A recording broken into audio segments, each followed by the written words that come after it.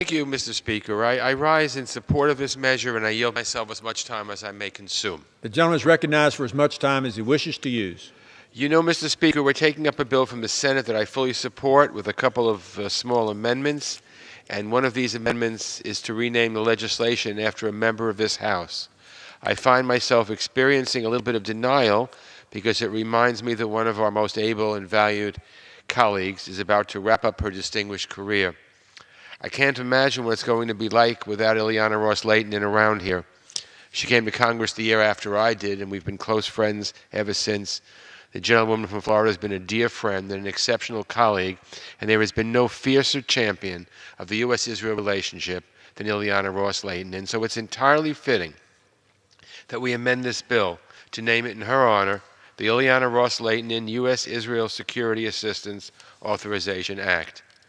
And let me also thank the chief Democratic sponsor of this legislation, Mr. Deutsch, also of Florida, who has worked tirelessly to shape this legislation and to reaffirm the unshakable bond between the United States and Israel.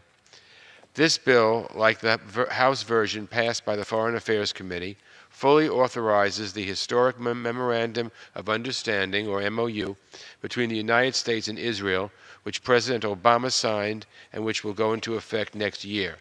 This MOU provides for a 10-year agreement at $3.3 billion per year and a $500 million missile defense pledge, the largest single pledge of military assistance in our country's history. The MOU is a concrete example of something I often say. While prime ministers may come and go, and presidents come and go, and members of Knesset come and go, and members of Congress come and go, the U.S.-Israel relationship is here to stay. Our relationship with Israel benefits both our countries. For both of us, it strengthens security and stability and advances our shared values. This is the bedrock of our friendship, and this bill moves us forward in new areas of cooperation. For example, Mr. Kilmer of Washington wrote a provision that will spur closer cooperation on space issues.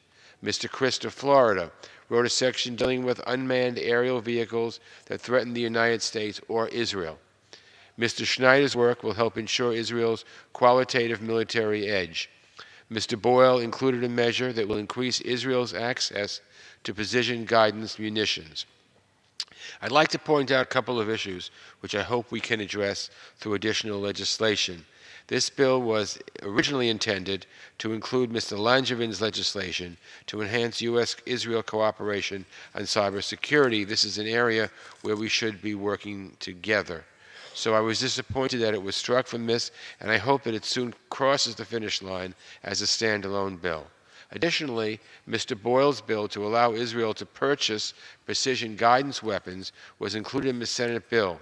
The Armed Services Committee majority objected, so this version waters down the authorization for these purchases to a sense of Congress, which is considerably weaker.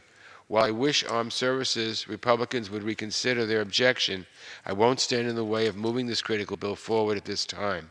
I'm told that their concern is jurisdictional, and I hope they'll remain sensitive to this issue the next time a defense authorization comes to the floor, loaded down with provisions that form the jurisdiction of the Foreign Affairs Committee.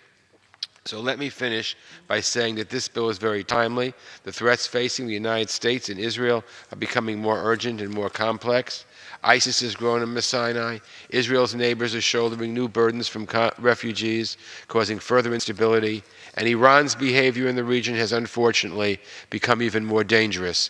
The United States has been there by Israel's side throughout this dangerous time, and that's the way it should be. Today we put that into law. I urge my colleagues to support this legislation. I congratulate my good friend Ileana Ros-Lehtinen, and I reserve the balance of my time.